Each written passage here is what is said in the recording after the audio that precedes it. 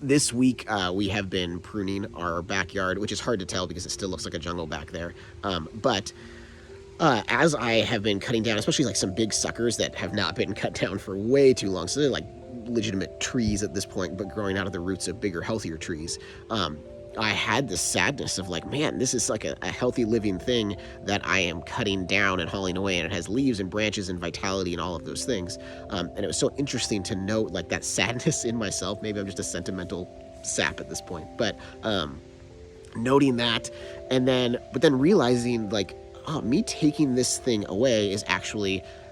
really a lot healthier for this tree long term. And I guess it just got me thinking about pruning, and in particular, like John 15, and talking about the vine and the branches, and how God cuts off every branch in us that does not bear fruit, and He prunes every branch so that we will be even more fruitful. And just this